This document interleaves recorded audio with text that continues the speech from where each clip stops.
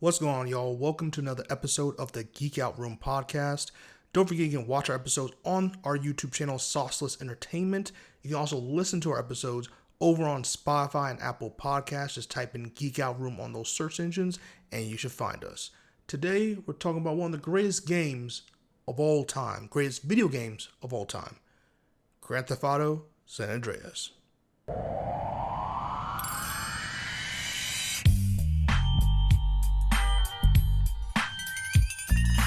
Where to even begin about this story, about this game? A lot of it is nostalgia.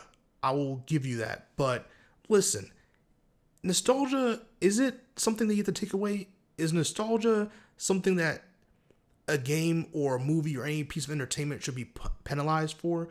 I feel like to have nostalgia for something, it needs to hold a special place in your heart. And to hold a special place in your heart, especially decades later, it needs to be excellent. It needs to be memorable. And that's what Grand Theft Auto San Andreas was to me. Going on GameFAQs.com or .net and like looking at all the cheat codes and be able to do full stars, be able to do full weaponry, full armor, full health, flying car cheat code, the cheat code that made the streets like very violent, things on fire, people like run you over the cars, like all this stuff, tank cheat codes. Like there are so many different fun cheat codes to make the game fun. The game to me has a huge shelf life. I wouldn't be surprised if there's people today still getting introduced to the game, still playing the game. It's a fun game. For a single player game, it has a long shelf life, and that was the case for many games during that era. But San Andreas, what made it so fun, besides like the open world aspect with cheat codes or without cheat codes, was the story of with CJ as a protagonist, right? And what was so cool about CJ and the story was it took a look at gang violence and gang culture in a way. And did it simplify it? Yes, it did.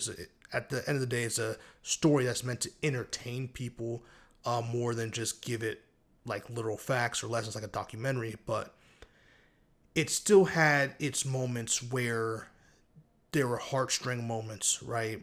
There were very memorable characters. You had CJ, you had Sweet, you had Big Smoke, you had Ryder, you had OG Loke, you had Kendall, you had Caesar, you had Officer Tenpenny, which, in my opinion, was one of Samuel L. Jackson's best characters he's ever done. I think Officer Tenpenny was very well written, but Samuel L. Jackson, the way he voice acted in that role and the way he really brought life into the character through his voice was phenomenal.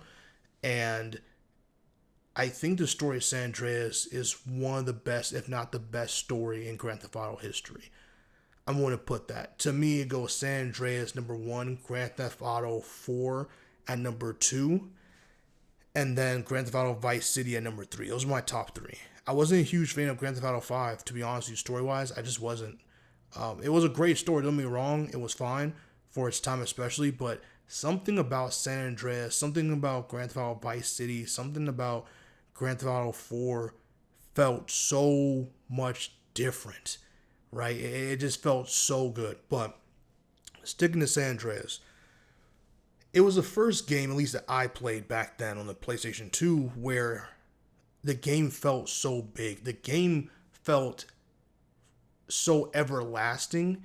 The map felt, especially when you go out to more of the countryside and all that stuff, it just felt like a massive map. It felt like every time I went onto the game, it never felt like I explored every angle, every inch of the map. It just felt like, yeah, you have your usual streets and stuff like that you always go on because of missions and you recognize things and such.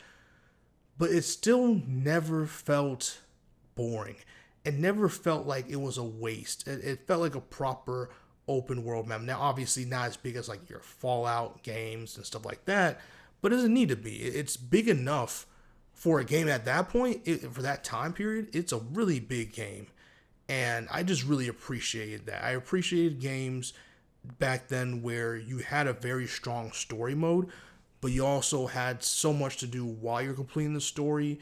and stuff to do after the story is over. Because a lot of single player games, there's no multiplayer, it's not that, no true multiplayer like how we have today, and none of that. So when you're done with a single player game, you were done with it. You could replay and do certain things to get achievements, to get 100% completion, stuff like that. But not everyone's a perfectionist like that. So I appreciate Grand Theft Auto having so much more to offer than just the single player story in an era where online gaming wasn't really a thing, if not a thing at all at the time, actually. So that was a beautiful time. And again, the story of CJ losing his mom and going from Liberty City back to San Andreas and getting back into gang culture with his brother and his Grove Street family was one of the stories that really impacted me, because it was one of those stories that was like, this was my first video game where the story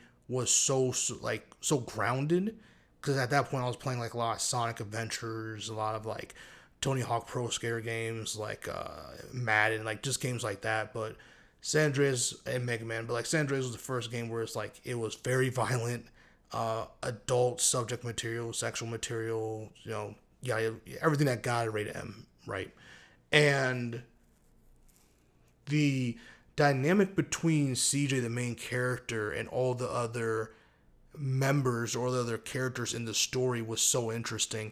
And seeing him go from just this guy that just wanted to figure out what happened to his mom and kind of like get his family back together and kind of get the pieces back together, to going to this like private investigator slash straight up gangbanger, to like this forming alliances with the Triad and with other gangs and doing dirty work and assassinating internal investigators and police officers. It was just ballers and all these other all these other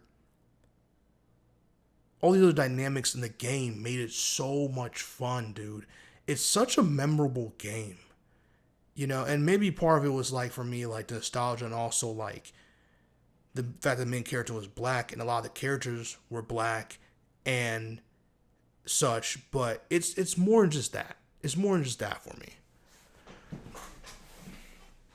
One of the things I really appreciated, and one of the best things about this video game, story mode wise, was definitely Officer Tenpenny, because his corruption, he's such an evil dude, bro. And there's plenty of videos dissecting and really going into like Officer Tenpenny, how evil he was. And I definitely highly recommend people go watch those videos if you haven't played, or even if you already played Grand Theft Auto. It's just a great reminder of like how terrible of a person he was in the game.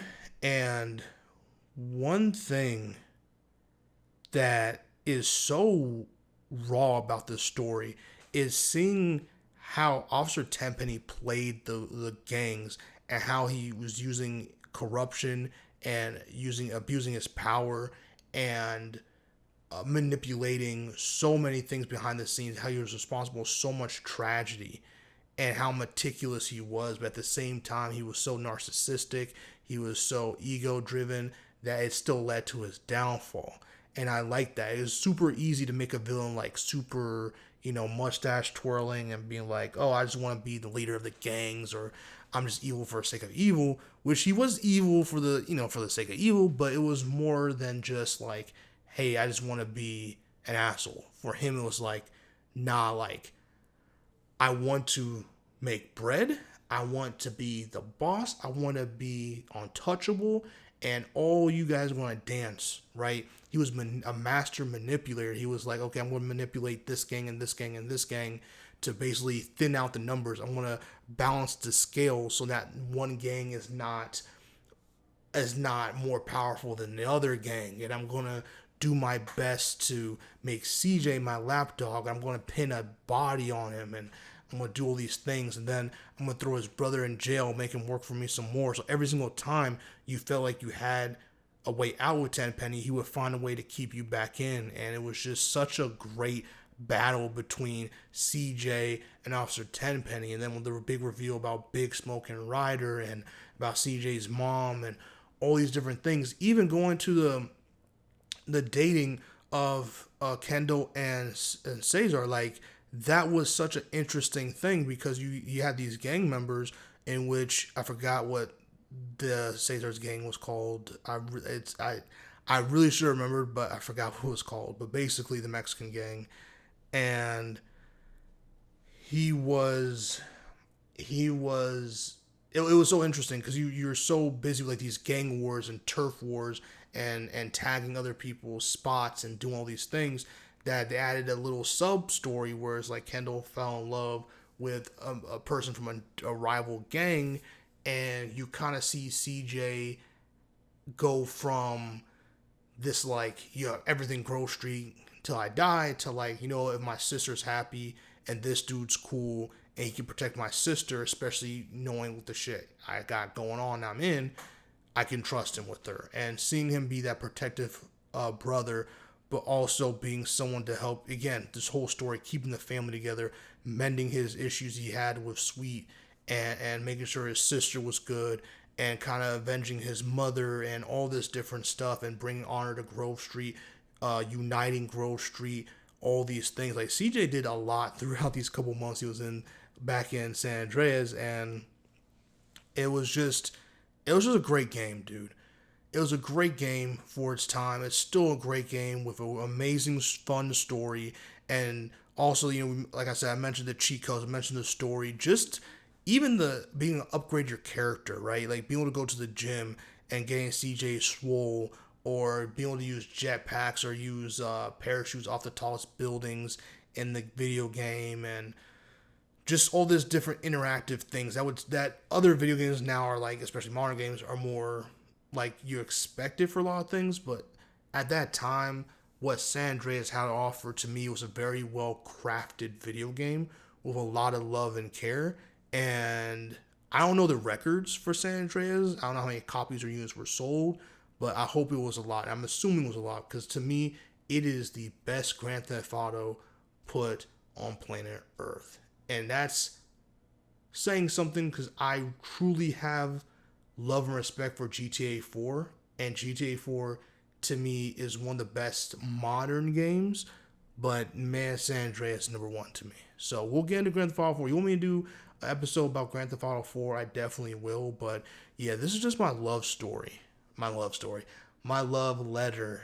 This is my love letter to Grand Theft Auto San Andreas. All the memories, all the times. I thought it would just be fun to do an episode just gushing about San Andreas before the next Grand Theft Auto finally comes out next year. Hopefully it still comes out next year. So comment, like, subscribe, and share. Let me know your thoughts, how you feel about Grand Theft Auto San Andreas. Peace.